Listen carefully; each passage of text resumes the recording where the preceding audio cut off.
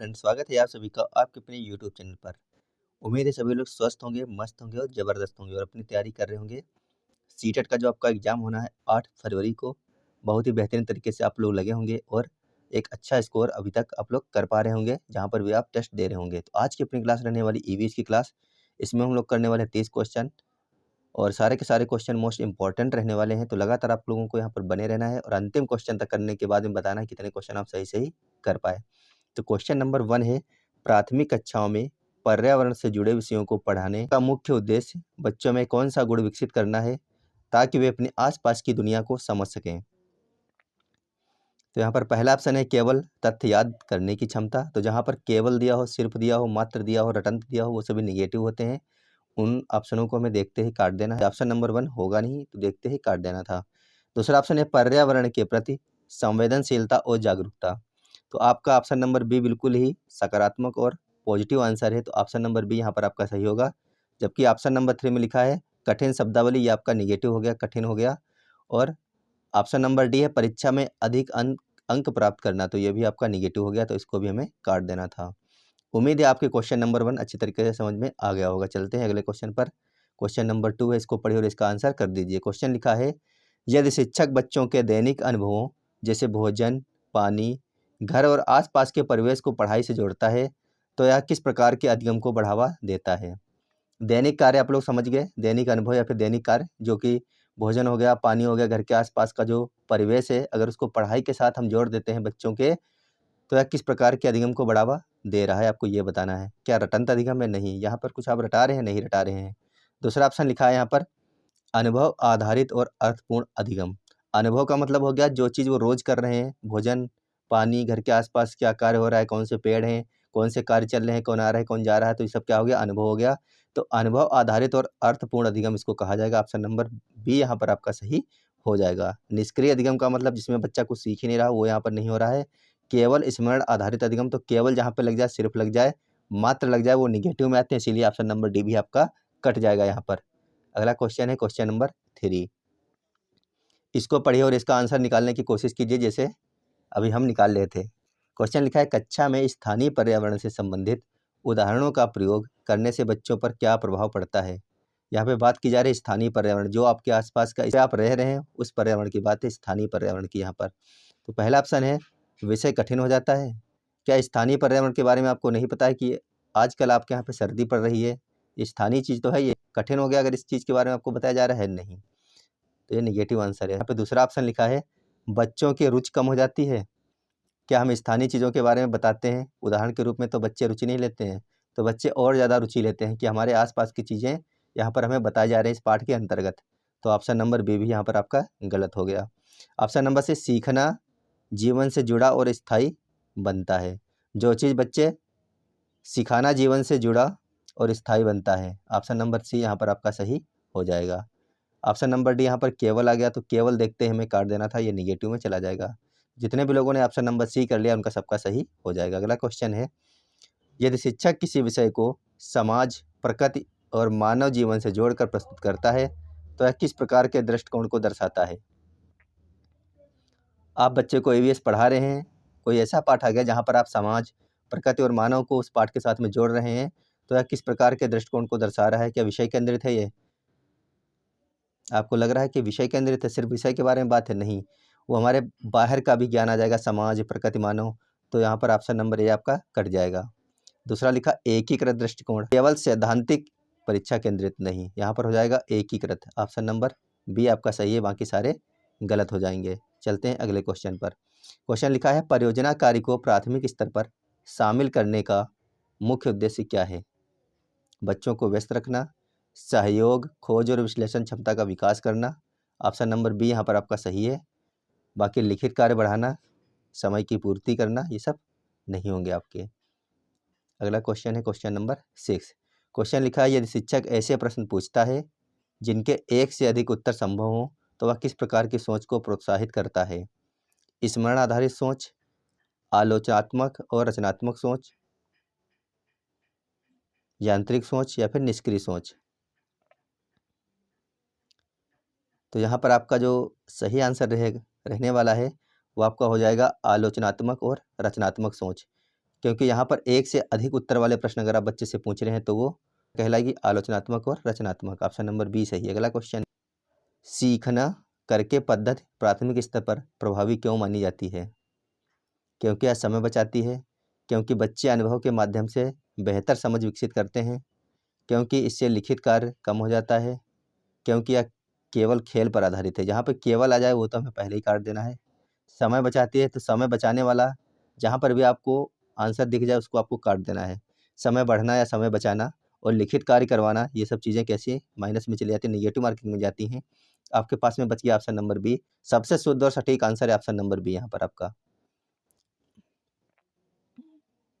अगला क्वेश्चन है question number 8, लिखा है यदि मूल्यांकन सीखने की प्रक्रिया के साथ साथ लगातार किया जाता है तो इसे क्या कहा जाता है? अंतिम मूल्यांकन, केवल मौखिक मूल्यांकन, सतत एवं व्यापक मूल्यांकन या फिर वार्षिक मूल्यांकन। मूल्यांकन सीखने की प्रक्रिया के साथ साथ लगातार अगर किया जाता हो तो ये इसे क्या कहा जाएगा, ये यहाँ पर पूछा गया है। तो इसे कहते हैं सतत एवं व्यापक मूल्यांकन। अगला क्वेश्चन है, मानव समाज और प्रकृति के बीच संबंधों को समझना किस अध्ययन का मूल आधार है? केवल विज्ञान है, सामाजिक विज्ञान है, समग्र पर्यावरणीय अध्ययन है या फिर केवल भूगोल है? मानव समाज और प्रकृति के बीच संबंधों को समझना समग्र पर्यावरण अध्ययन कहलाता है। ऑप्शन नंबर सी यहाँ पर आपका सही हो जाएगा। अगला क्वेश्चन है, प्राथमिक स्तर की पढ़ाई बच्चों में किस प्रकार का समग्र विकास सुनिश्चित करती है? जो प्राथमिक स्तर आप लोग समझ रहे हैं 1 से 5 तक का जो स्तर होता है उसको कहते हैं प्राथमिक स्तर। तो कक्षा 1 से 5 तक की पढ़ाई बच्चे में किस प्रकार का समग्र विकास सुनिश्चित करती है? केवल बौद्धिक, केवल शारीरिक या फिर संज्ञानात्मक, सामाजिक और भावात्मक? तो यहाँ पर आपका ऑप्शन नंबर सी सही हो जाएगा। संज्ञानात्मक, सामाजिक और भावनात्मक जो आपका है यही आंसर आपका सही हो जाएगा। अगला क्वेश्चन है क्वेश्चन नंबर 11। क्वेश्चन लिखा है कक्षा में कहानी का उपयोग करने से बच्चों के सीखने पर क्या प्रभाव पड़ता है? बच्चे निष्क्रिय हो जाते हैं। क्या हम कहानी का उपयोग करते हैं क्लास में तो बच्चे नहीं सुनते हैं? बच्चे और ध्यान से सुनेंगे तो निष्क्रिय कैसे होंगे, सक्रिय हो जाते हैं। तो आपका ऑप्शन नंबर ए गलत हो जाएगा। दूसरा ऑप्शन है कल्पनाशीलता और भावनात्मक जुड़ाव बढ़ता है, बिल्कुल सही है। इसके बाद हमें ऑप्शन नंबर सी भी देखना है, समय नष्ट होता है। जहाँ पे समय बचने की और नष्ट होने की बात होती हो वहाँ पर आपको ऑप्शन काटना है। केवल लिखा उसको भी आपको काट देना है। तो आपके पास में बच गया ऑप्शन नंबर बी, कल्पनाशीलता और भावनात्मक जुड़ाव बढ़ता है। अगला क्वेश्चन है क्वेश्चन नंबर 12। इसको पढ़िए और इसका आंसर कर दीजिएगा सभी लोग। क्वेश्चन लिखा है शैक्षिक भ्रमण का आयोजन करने का प्रमुख उद्देश्य क्या है? शैक्षिक भ्रमण आप लोग समझिए स्कूल से बसें जाती हैं टूर कराने, लाल किला हो गया, ताजमहल हो गया या फिर अन्य कोई भ्रमण हो गया जहाँ पर आप बच्चों को लेकर जा रहे हैं घुमाने के लिए। तो शैक्षिक भ्रमण का आयोजन करने का मुख्य उद्देश्य क्या होता है? आप बच्चों को क्यों ले जाते हैं? बच्चों को घुमाना इसीलिए ले जाते हैं? नहीं, वास्तविक जीवन के अनुभवों से सीखने का अवसर आप उनको दे रहे हैं। आगरा का ताजमहल किसने बनवाया, लेकिन बच्चे जब तक देखते नहीं, जब तक रुचि नहीं लेते हैं, देखने के बाद में एक बार अगर वो चीज़ कोई अगर बच्चे एक बार कुछ चीज़ देख लेते हैं, उसको याद करते हैं, तो वो आजीवन उसको याद रखते हैं और उसको कभी नहीं भूलते हैं। तो इसका जो मुख्य कारण होता है वास्तविक जीवन के अनुभवों से सीखने का अवसर देना। ऑप्शन नंबर बी सही हो जाएगा। जबकि ऑप्शन नंबर सी लिखा है पाठ्यक्रम समाप्त करना, नहीं। उसके बाद में डी है कक्षा से बाहर समय बिताना। तो समय में बिताने वाली बात सब निगेटिव में चली जाती हैं। अगला क्वेश्चन है क्वेश्चन नंबर 13। क्वेश्चन लिखा है कक्षा में चर्चा आधारित शिक्षण से बच्चों में कौन सी क्षमता विकसित होती है? चर्चा का मतलब हो गया कि 4-5 बच्चे आपस में अगर बातचीत कर रहे हैं तो बातचीत करने से उनके अंदर किस क्षमता का विकास हो रहा है आपको ये बताना है यहाँ पर। तो फटाफट आप लोग आंसर कर दीजिए। तो क्वेश्चन नंबर 13 के लिए अगर आप लोग ऑप्शन नंबर बी कर रहे हैं तो आपका सही होगा। सोचने और अभिव्यक्ति की क्षमता उनके अंदर विकसित होगी। जल संरक्षण जैसे विषय को पढ़ाते समय पोस्टर, उदाहरण और गतिविधियों का प्रयोग क्यों उपयोगी है?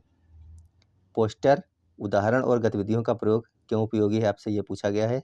जल संरक्षण जैसे विषय अगर आप पढ़ा रहे हैं तो पहला ऑप्शन है क्योंकि इससे विषय लंबा हो जाता है। विषय लंबा हो जाए इसीलिए आपको पोस्टर का प्रयोग करना है, नहीं। क्योंकि बच्चे सक्रिय रूप से जुड़ते हैं, बिल्कुल सही बात है। जब बच्चों को हम कोई चीज़ दिखाते हैं, चार्ट हो या फिर अदर कोई माध्यम हो, तो बच्चे क्या होते हैं, सक्रिय हो जाते हैं देखने के लिए और समझने के लिए। तीसरा ऑप्शन है क्योंकि इससे परीक्षा आसान हो जाती है। तो ये निगेटिव हो गया आपका, ये आपका होगा नहीं। क्योंकि केवल केवल का जहाँ पर आपको देखने को मिलता है, सिर्फ मात्र ओनली, ये सब निगेटिव हैं। तो आपके पास में बच गया ऑप्शन नंबर बी, क्योंकि बच्चे सक्रिय रूप से जुड़ते हैं इसीलिए जल संरक्षण के बारे में पढ़ाते समय पोस्टर और उदाहरण गतिविधियों का प्रयोग हम करते हैं। अगला क्वेश्चन है जीवन से जुड़े अनुभवों के माध्यम से सीखने की प्रक्रिया को क्या कहा जाता है? सैद्धांतिक अधिगम, प्रयोगात्मक अधिगम, रटंत और निष्क्रिय आपका पहले ही कट जाएगा। अब बताइए इनमें से कौन सा हो जाएगा? जब हम जीवन में कोई अनुभव करते हैं तो अनुभव कैसे होता है? किसी चीज़ का प्रयोग करने से, तो सीधे-सीधे हो गया प्रयोगात्मक अधिगम। ऑप्शन नंबर बी यहाँ पर आपका सही हो जाएगा। अगला क्वेश्चन है, मूल्य आधारित प्रश्नों को पढ़ाने का मुख्य उद्देश्य क्या है? यहाँ पे बात की जा रही है मूल्य आधारित प्रश्नों का। क्या अंक बढ़ाने के लिए हम पढ़ाते हैं? नहीं। नैतिक और सामाजिक चेतना का विकास करने के लिए उनको मूल्य आधारित प्रश्न पढ़ाए जाते हैं बच्चों को। ऑप्शन नंबर बी यहाँ पर आपका सही हो जाएगा। पाठ्यक्रम कठिन बनाने के लिए? नहीं। समय बढ़ाना या फिर समय कम करना, ये सब माइनस यानी कि निगेटिव आंसर हो जाते हैं। अगला क्वेश्चन है, प्राथमिक शिक्षक की भूमिका सबसे अधिक किस प्रकार की होनी चाहिए? ज्ञान देने वाला हो, कठोर अनुशासन लागू करने वाला हो, मार्गदर्शक और सहायक हो, केवल परीक्षक हो? तो बताइए इनमें से आपके अनुसार क्या होगा? ऑप्शन नंबर ए होगा, बी होगा, सी होगा, फिर डी होगा। तो यहाँ पर हो जाएगा मार्गदर्शक और सहायक। ऑप्शन नंबर सी सही है आपका। अगला क्वेश्चन है, बाल केंद्रित शिक्षण का अर्थ क्या है? ये क्वेश्चन बहुत बार अभी तक आपके एग्जाम में बना है, 1 नंबर दे करके जाएगा, हो सकता है फिर से ये बन जाए। क्या शिक्षक केंद्र में होता है, पुस्तक केंद्र में होती है, बच्चा सीखने की प्रक्रिया के केंद्र में होता है, फिर परीक्षा केंद्र में होती है? तो बाल केंद्रित शिक्षण का मतलब ही क्या होता है? बच्चा सीखने की प्रक्रिया के केंद्र में होता है। ऑप्शन नंबर सी सही हो जाएगा आपका। अगला क्वेश्चन है यहाँ पर, विविधता से संबंधित विषयों को पढ़ाने का प्रमुख उद्देश्य क्या है? फटाफट आंसर करेंगे सभी लोग। क्या तुलना करना है, भेदभाव बढ़ाना है, सम्मान और सहिष्णुता विकसित करना है, केवल जानकारी देना है? ऑप्शन नंबर डी को जैसे ही केवल देखा वैसे ही काट दिया। भेदभाव बढ़ाना, तुलना करना नेगेटिव आंसर होते हैं आपके, में बच गया सिर्फ ऑप्शन नंबर सी, सम्मान और सहिष्णुता विकसित करना। अगला क्वेश्चन है, समस्या समाधान आधारित गतिविधियाँ बच्चों में कौन सी क्षमता को बढ़ाती हैं? निष्क्रियता, तर्क और निर्णय क्षमता, केवल स्मरण शक्ति, केवल आ गया काट दीजिए, डर आ गया काट दीजिए, निष्क्रियता आ गया काट दीजिए। ये सब नेगेटिव आंसर है। पॉजिटिव कौन सा बचा? तर्क और निर्णय क्षमता। इसका आंसर हमें आता ही नहीं था, लेकिन हमें ये पता है कि कौन से नेगेटिव वर्ण होते हैं, कौन से पॉजिटिव होते हैं। जो नेगेटिव निष्क्रिय हो गया, केवल हो गया, डर हो गया, भय हो गया, समय बचाना हो गया, मात्र हो गया, ये सभी क्या होते हैं? नेगेटिव में चले जाते हैं, इसीलिए इनको देखते ही हम काट देते हैं। अगला क्वेश्चन है, चित्रों का प्रयोग विशेष रूप से किस स्थिति में अधिक प्रभावी होता है? जब विषय अमूर्त हो, जब विषय बहुत आसान हो यानी कि सरल हो, केवल परीक्षा के समय, केवल सजावट के लिए? चित्रों का प्रयोग पूछा गया है, विशेष रूप से किस स्थिति में अधिक प्रभावी होगा? तो क्वेश्चन नंबर 22 के लिए ऑप्शन नंबर ए सही हो जाएगा। जब विषय अमूर्त हो तो हम चित्रों के माध्यम से पढ़ाएंगे तब सबसे ज़्यादा प्रभावशाली रहेगा। जबकि विषय को सरल बनाना हो, केवल केवल जहाँ पे देखिए दोनों में केवल केवल लगा तो देखते ही हमें काट देना था यहाँ पर। अगला क्वेश्चन है, अनुभव आधारित अधिगम में किस पर सबसे अधिक जोर दिया जाता है? सुनने पर, रटने पर, देखने और करने पर, लिखने पर? रटने वाला उड़ा देना है, सुनने वाला काट देना है, लिखने वाला काट देना है। आपके पास में बच कौन सा गया? देखने और करने पर। ऑप्शन नंबर सी आपका यहाँ पर सही हो जाएगा। अगला क्वेश्चन है, समूह कार्य में बच्चों में कौन सा गुण विकसित होता है? जब बच्चे एक साथ समूह में कार्य करते हैं तो उनके अंदर कौन सा गुण विकसित हो रहा है, ये पूछा गया है। क्या प्रतिस्पर्धा? नहीं। क्या सहयोग और सामाजिक कौशल होगा? बिल्कुल। जब बच्चे आपस में कार्य करते हैं तो एक दूसरे का सहयोग भी करते हैं और जिससे सामाजिक कौशल का विकास उनके अंदर होता रहता है। तो ऑप्शन नंबर बी सही है, निष्क्रियता और डर ये कुछ भी नहीं होगा यहाँ पर। अगला, पर्यावरण संरक्षण को प्रभावी ढंग से सिखाने का सर्वोत्तम तरीका कौन सा है? केवल भाषण देना, नियम लिखवाना, व्यवहार में शामिल करना, परीक्षा लेना? तो ऑप्शन नंबर सी सही है, अदरवाइज सारे के सारे क्या हैं? गलत है यहाँ पर। तो यहाँ पर आपका अगला क्वेश्चन है, सतत मूल्यांकन का अर्थ क्या है? वर्ष में एक बार मूल्यांकन, सीखने की प्रक्रिया के दौरान मूल्यांकन यानी कि जितनी देर वो सीख रहा है, सीखने की पूरी प्रक्रिया के दौरान उसका मूल्यांकन करना। तो सतत मूल्यांकन का अर्थ क्या होता है? सीखने की पूरी प्रक्रिया के दौरान मूल्यांकन करना। केवल यहाँ पर दोनों ऑप्शन में दिया है तो केवल वाला हो गया आपका निगेटिव, इसीलिए आपके पास में बच गया ऑप्शन नंबर बी और यही आपका सही हो जाएगा। अगला क्वेश्चन है, प्राथमिक पाठ्य पुस्तकों का स्वरूप कैसा होना चाहिए? फटाफट आंसर कर दीजिए, कैसा होना चाहिए? केवल, यहाँ पे केवल दिख गया, इसके आगे अब आपको पढ़ना भी नहीं है। दूसरा ऑप्शन है गतिविधि और अनुभव आधारित। ऐसा होना चाहिए जिसमें गतिविधियां दी हों और अनुभव भी दिया हो, बच्चे के अनुभव से आधारित हो। तो ऑप्शन नंबर बी यहाँ पर आपका सही हो जाएगा। उसके बाद में देखिए, कठिन भाषा नहीं, केवल दिया है तो काट देना है। अगला क्वेश्चन है, यदि बच्चे कक्षा में प्रश्न पूछते हैं तो शिक्षक को क्या करना चाहिए? मान लीजिए आप टीचर बन गए और आप क्लास में पढ़ा रहे हैं, बच्चे आपसे प्रश्न पूछ रहे हैं तो आप क्या करेंगे? अनदेखा कर देंगे? उनको डाँटेंगे? सीखने का अवसर मानना? बिल्कुल सही बात है, रोकना नहीं। अगर बच्चे आपसे प्रश्न पूछ रहे हैं तो आप उनको सीखने का अवसर मानेंगे। अगला क्वेश्चन है, स्थानीय त्योहारों और परंपराओं को पढ़ाई में शामिल करने का उद्देश्य क्या है? स्थानीय त्योहार और परंपराओं को जो पढ़ाई में शामिल किया जाता है उनका उद्देश्य क्या है? समय पास करना, सांस्कृतिक समझ विकसित करना, पाठ्यक्रम बढ़ाना, केवल मनोरंजन। केवल वाला जैसे ही आ जाए आगे पढ़ना भी नहीं, केवल देखते ही उस आंसर को काट देना था। तो आपका यहाँ पे बच गया ऑप्शन नंबर 20, सांस्कृतिक समझ विकसित करना कि दिवाली क्यों मनाई जाती है, उसका कारण क्या है, होली क्यों मनाई उसका उसका कारण क्या है। तो उनके अंदर क्या सांस्कृतिक समझ विकसित होती है बच्चों के अंदर। अगला क्वेश्चन है, प्राथमिक स्तर की शिक्षा का अंतिम लक्ष्य क्या है? 1 से 5 तक की जो शिक्षा है इसका अंतिम लक्ष्य आपको बताना है। क्या हो जाएगा? केवल परीक्षा पास करना, रटंत वाला तो आपका निगेटिव आंसर है, केवल वाला निगेटिव है। बच गया ऑप्शन नंबर सी, जिम्मेदार, जागरूक और संवेदनशील नागरिक बनाना। उम्मीद है आपको क्लास पसंद आई होगी। क्लास को लाइक करना, चैनल पर नया चैनल को सब्सक्राइब करके जाइएगा। और आपके लिए नोट्स बहुत ही बेहतरीन बनाए गए हैं। आप उनको एक बार पढ़ेंगे, एक बार में आपका इतना अच्छा मतलब कि आपको लगेगा, इतनी अच्छी फीलिंग आएगी कि आपकी पूरी तैयारी हो गई है। ऐसा आपको ज़रूर महसूस होगा एक बार अगर आप इन नोट्स को पढ़ लेंगे। तो आगे जो आपको है, ये देखिए यहाँ पे व्हाट्सएप नंबर भी दिया गया है। इस व्हाट्सएप नंबर पर आप मैसेज करके मात्र 300 में दोनों पेपर के नोट्स आपको मिलने वाले हैं। यहाँ पर हैं, एक सब्जेक्ट का भी आपको मिल जाएगा या फिर एक पेपर का भी मिल जाएगा। मिलेंगे आपको अगली क्लास में, जब तक के लिए धन्यवाद, बाय बाय।